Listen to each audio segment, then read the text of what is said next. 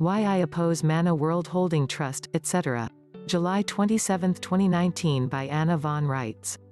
In 25 words or less, the culprits responsible for this situation, all of whom are thieves guilty of capital crimes, chose one of their own to be the holder, instead of returning control of the assets to the actual owners. Is that simple enough for everyone to understand? Kim Goguen is one of them by blood, by training, by indoctrination, by belief, by all that is endemic to the evil that pervades the banking cult. She may try to do things differently. She may have good intentions. But that does not change the fact that she is in control of, or claims to be in control of, stolen goods and assets that don't belong to her, and she is standing there bare-faced and refusing to give the assets back to the actual owners. So, what am I as a justice supposed to do? Support her in unlawful possession? Just because she seems to be a nice person?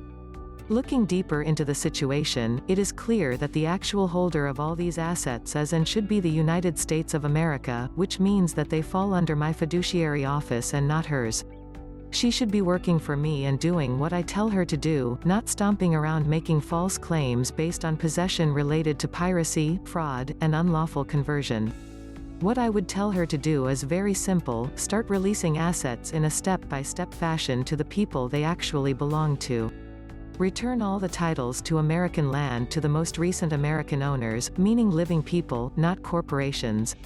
Do the same on a worldwide basis. Return all the individual estates to the Americans they are named after, all the Brits they are named after, all the Germans they are named after. It isn't rocket science.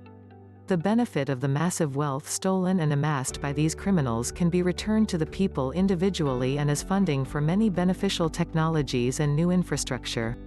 And as for the military, I'd tell them to stop goosing around like idiots. Tell the Europeans we are calling in their debts and taking over their corporations and their banks if they don't shut down the BEAST system and the UN nonsense and stop all the false claims against Americans.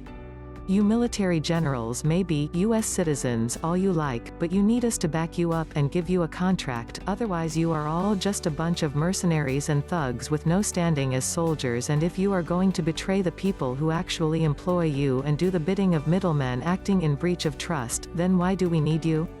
Hello? Why do we need to keep paying you and buying you new toys?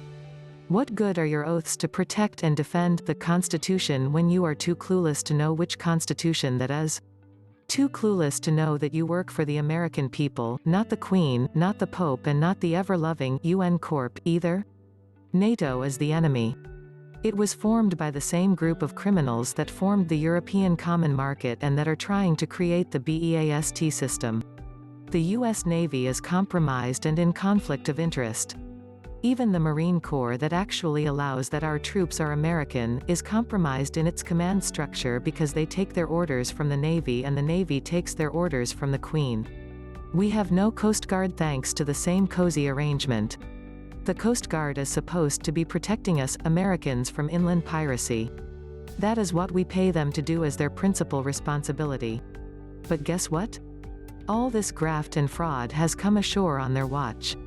They are stood down, useless, helpless to stop the human trafficking and gun running and drug running, left without funding just like the federal marshals who are supposed to be protecting us and our international land jurisdiction. We have to rely on volunteers to provide enforcement. They, the Navy, the Marines, and the Coast Guard, inappropriately, are all under the command of the Brits, and the Queen is guilty and up to her knickers in graft and fraud against her own people and the former Commonwealth nations and us, too, taking the payola and not giving a fig more than her batty great-grandmother did about the consequences of her betrayals. The pelicans at the BBC snarking about Trump and trying to get something started with Iran, or anywhere else they can get a nice little war going, are nothing but a bunch of greedy self-interested warmongers and propagandists for men who make their money on war. So let's throw them in front of the cannons and the tanks, this time, shall we? Haul out all the BBC commentators and the board members of all of Britain's top corporations and their US brethren and the members of Congress, and let them fill the trenches. They always want war, they are always pulling false flags and blaming others for their misdeeds. It's time that the Brits either shut up and pay up, or we stand back and let the buggers take it square in the shorts and nobody, not us, not the Aussies, not the Canadians, not the New Zealanders, not the Scots, and certainly not the Irish, nobody comes to rescue them. Anyway, that special relationship with the British is why Trump has had to fall back on the U.S. Army and Joint Forces Command of the American Armed Forces. See that word? American? They aren't talking about South Americans, in case you were wondering. Trump can't trust the U.S. Navy. It's a sad day when the Commander-in-Chief of American Armed Forces can't depend on a third of the military we pay for, but that is the circumstance. The Navy wags have tried to kill him 3 times that I know of, and also tried to get WWIII started with the Russian submarine incident. I can only thank God that Putin had sense enough to see through it and Trump had sense enough to be skeptical and not rush into anything. All you brass in the Navy? You'd better straighten your gigs and ratlines. The Queen is supposed to be acting in good faith under our delegated authority, but instead, she's in breach of trust. Be aware. She's not your actual boss. We are. Without us, all she can do is serve you tea and crumpets and shower you with knighthoods like she gave the feckless traitors Colin Powell and G.H.W. Bush and Henry the Floss Kissinger.